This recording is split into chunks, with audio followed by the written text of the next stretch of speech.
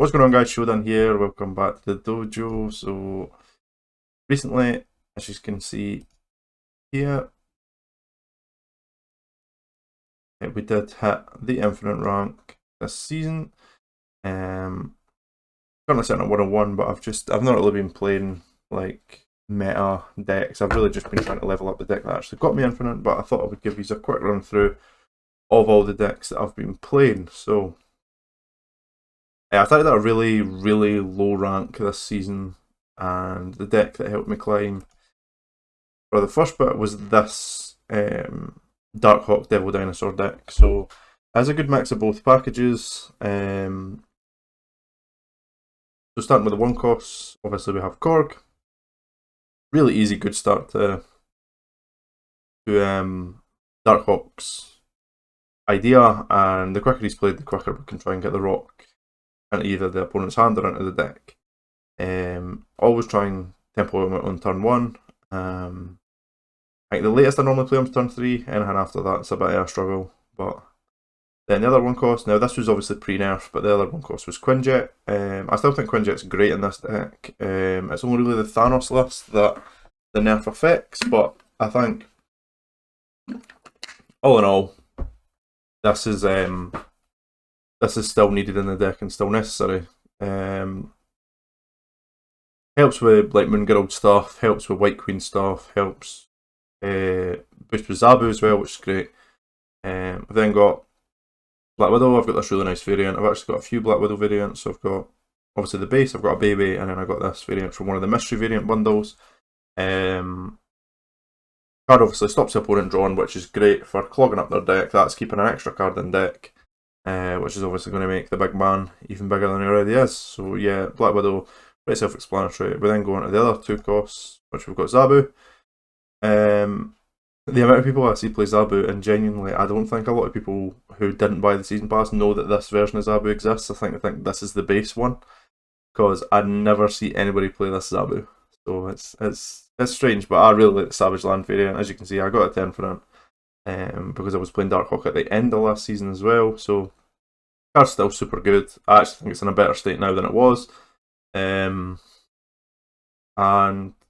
yeah, obviously it makes the majority of the mid to late game cards in this deck cheaper, which is something that we obviously are looking towards. Then obviously got Sentinel. Funny story about Sentinel. So got this variant from the Battle Pass, really like it, but the variant that I've always wanted. Opened my mystery variant from the Battle Pass, and sure enough, there he is. I still prefer the Steampunk one, I'm not going to lie. I really like the Steampunk one, especially now that it's infinite, and yeah, really like the Steampunk Sentinel, so I'm going to continue playing that one. Mystique. So I've got the Peach Momoke Mystique, one of the nicest variants they've released, definitely in my top 10, and obviously it's great. Copies Darkhawk, copies Devil Dinosaur. The Sentinel I should probably mention is synergy with Devil Dinosaur, and obviously just gives you great tempo as well, because having 1/3s that you can just vomit out on the board is always really nice. Mystique's great. You can copy Darkhawk or Devil Dinosaur. I've sometimes used or even to copy Quinjet or Zabu if I've needed that additional cost reduction, but it doesn't really come up that often. But like stuff like Dream Dimension and stuff, I tended to find I was playing this after Zabu just to make the turn a bit flow a bit easier. Now we've got Mr. MVP, the Hawk.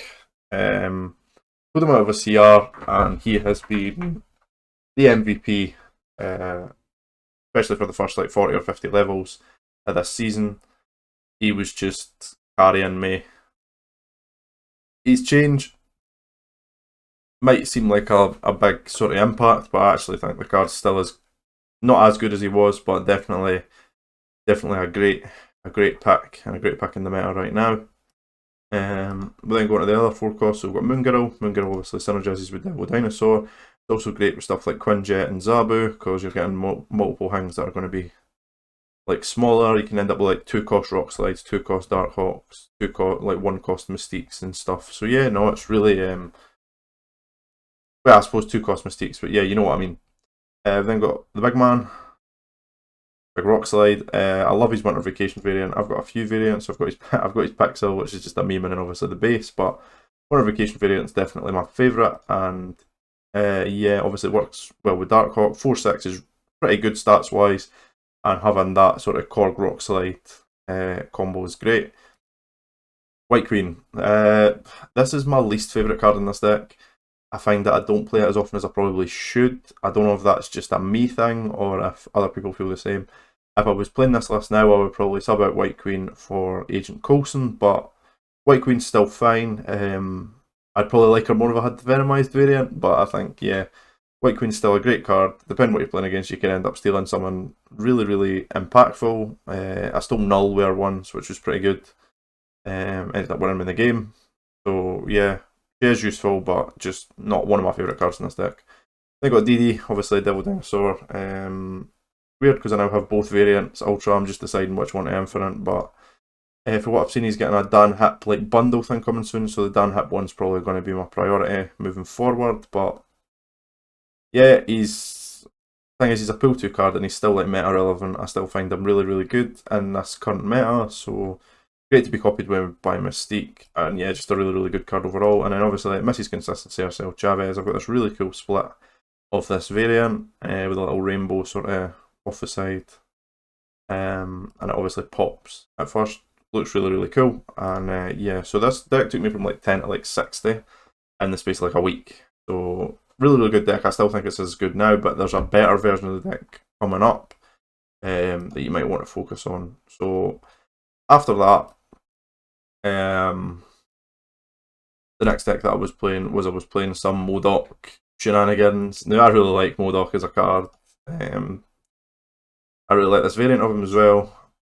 I just think he's pretty unique, and I found this build that started working for me. So Morbius makes sense in any discard deck. We've also got this really cute baby variant. So yeah, MODOK, pretty self-explanatory. We've obviously got the Collector. He's great with stuff like Swarm, Apocalypse. That's why Moon Girl's in here as well. Him not being ongoing as well means he can just be buffed continuously without worries of like Enchantress or Rogue or whoever.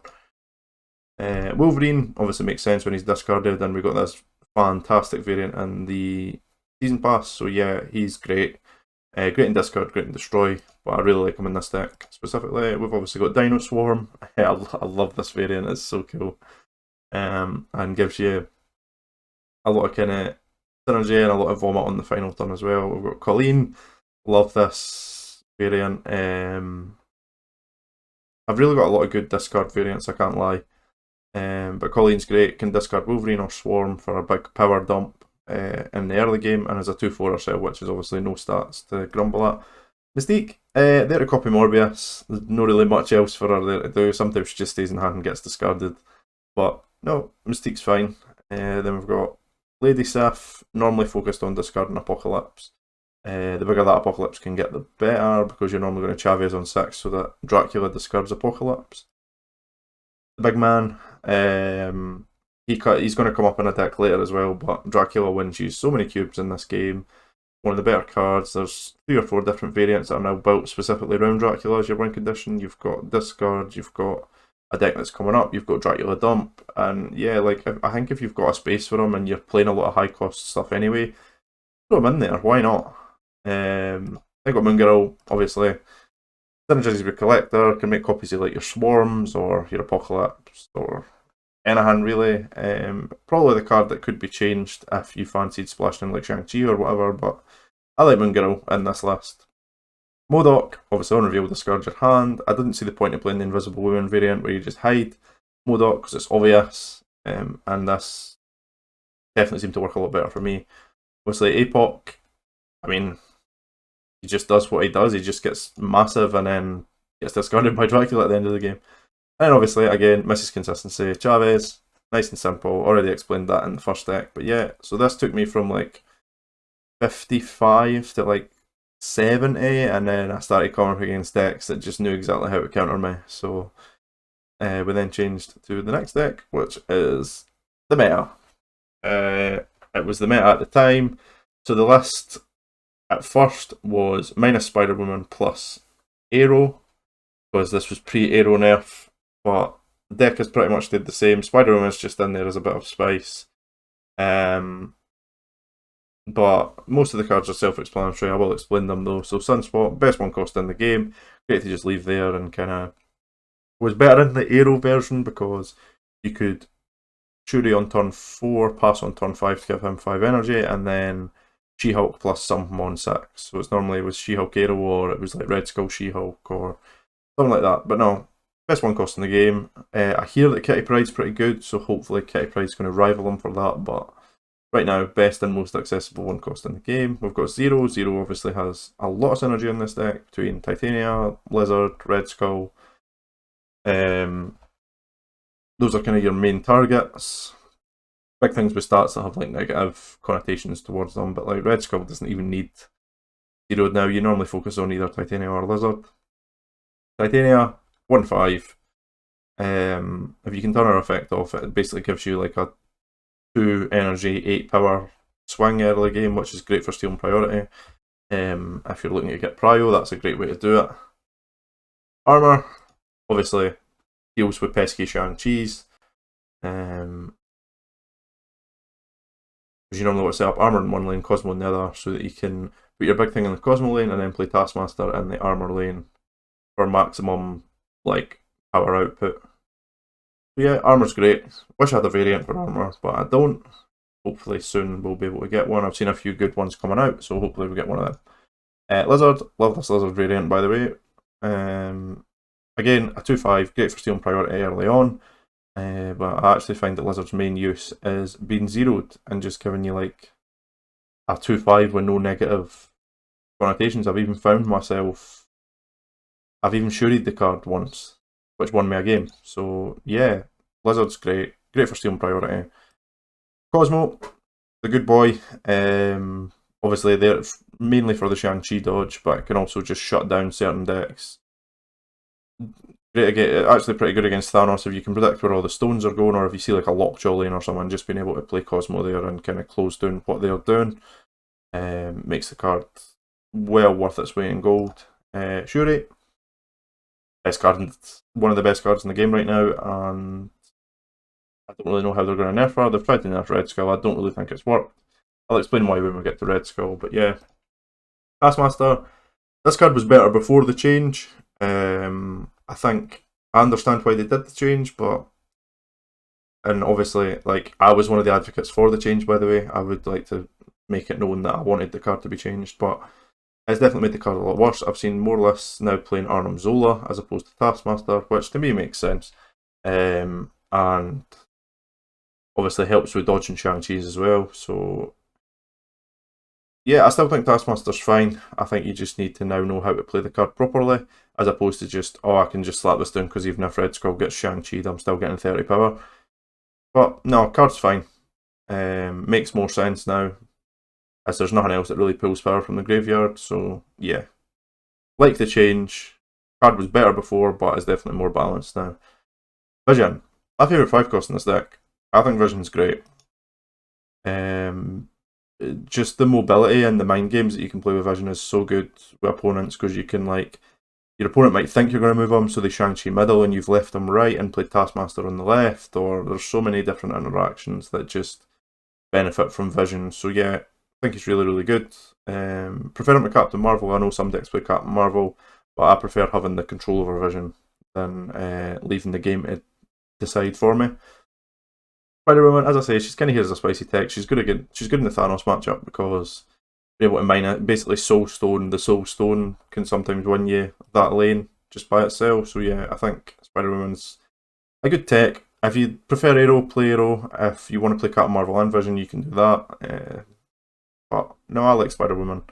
Now we get on to the big boy. So Red Skull's nerf really annoys me, right? Because so pre-nerf, Red Skull's ongoing was enemy cards at this location have +2 power, and he was a 5/15, which doubled as a 5/30, but he's given +8 to the opponent's side, right? Which makes him a +22 overall to board once he's shuried, right?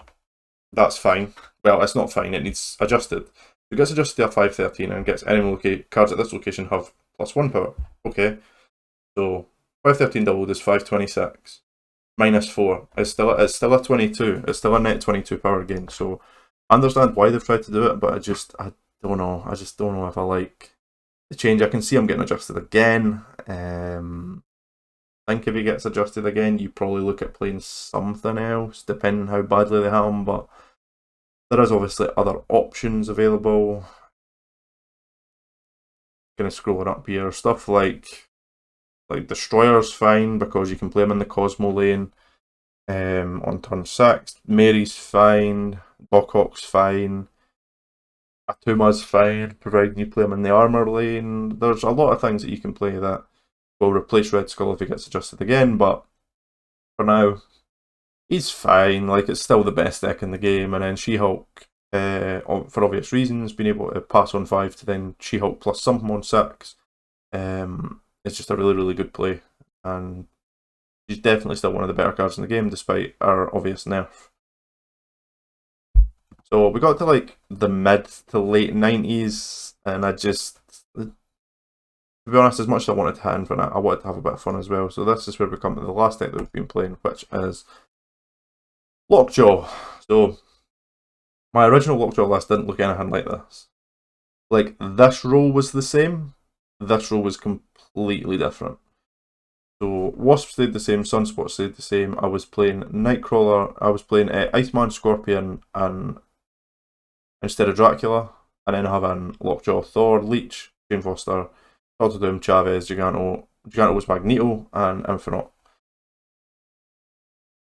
I went on a good win streak and then lost a lot, so decided to muck about with the deck. So here's what I ended up with, and this is the deck that obviously got me Infinite. So Wasp makes sense.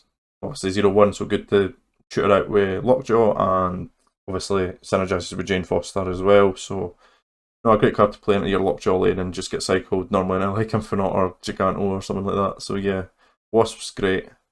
Sunspot, again, best one cost in the game. Was never ever going to cut Sunspot because there'll be times where you have to pass turn and Sunspot's just going to benefit from that. Nightcrawler's the interesting one. I normally tend to tempo him out quite early, and then if I find a good location that I don't want clogged, I can move Nightcrawler, or if like Bifroster that moves Nightcrawler into the Lockjaw lane, I can then move him out to open up more space, or there's a lot of interactions with him, but no, I find him really good. He's also good for getting into locations that you would find quite hard to get into, you know, Sanctum or Morag, or there's another one I'm thinking of, Luxbar, things like that. So no, I think Nightcrawler's really versatile. I think he's a very slept on one cost, and he's definitely up there and very, very useful to me in this deck. Obviously the main man, Lockjaw, he's great. Cycles out cards from your deck. You can cycle it like Mjolnir, you can cycle it Dracula. There's so many good interactions with him that just win games. So yeah, love Lockjaw. I hope he doesn't get changed. The Thanos list seems to have calmed down a bit, so I'm hoping Lockjaw gets left as is. Thor synergizes with Jane Foster, synergizes with Wasp. The power gain you can get from Mjolnir is nigh on ridiculous, and yeah, love Thor, I think he's great. Drac. This is the MVP of this deck. Being able to discard like Giganto, Infinite, Chavez, even Jane Foster. It wins you so many cubes because people forget about them, or they try and focus on winning the Lockjaw lane, only forgetting that like you've got a Thor in one lane and Dracula in the other. So they win the Lockjaw lane but then lose everything else. Like, yeah, he's just the MVP. The fact he's not ongoing or anything like that means he can just sit there and your opponent constantly has to be fearful of contesting that lane, or they just lose regardless of what he discards. Then we get to Mr. Controversial Leech. It was we were in Leech or Be Leeched in the 90s. Like 90 to between 95 and 100, it was Leech or Be Leeched. So I decided to play him. He was in the game that won me, that got me Infinite. I think he's a necessary evil, but I do think there needs to be some in there just to balance him out ever so slightly. Jane draws Mjolnir, draws Wasp, as a 5/8, which is a great start line. Like, there's not really much more to say than that. You can play her as a cycle for Lockjaw, or you can just contest the lane where she's really, really good for what she is.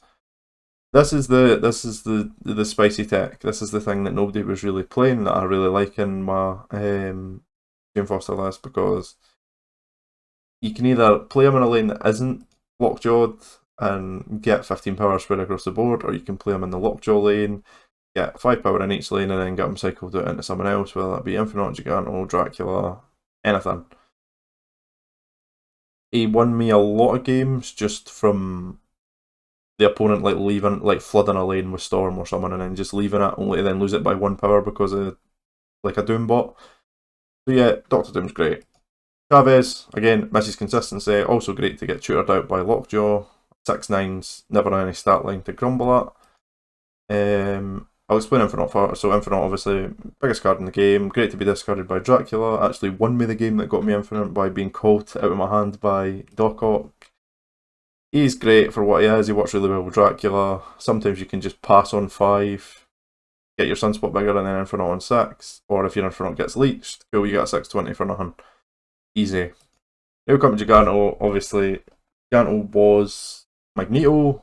I like Magneto, but Magneto was losing me a lot of games at high ranks because he was moving stuff, like he was getting tutored out and moving things I didn't want him to move, so I ended up opting for Giganto. He did win me a game by only being able to play him at the left location, which was against the Galactus player, which is great. I really like him. I think you can play Hulk, you can play Magneto, you can play Death, you can play loads of other things that substitute for him, but no, I really, really like Giganto, and definitely glad I made that change. So that's the deck that got me Infinite, and that's pretty much where we're going to end this, guys. I really hope you have enjoyed it. Any questions about like matchup specifics or why I played certain cards or anything, don't hesitate to ask, and I will leave you with that. Good luck on your climbs. If you try out any of my decks, let me know how you get on. I've been Shodan, and I'll see you in the next one.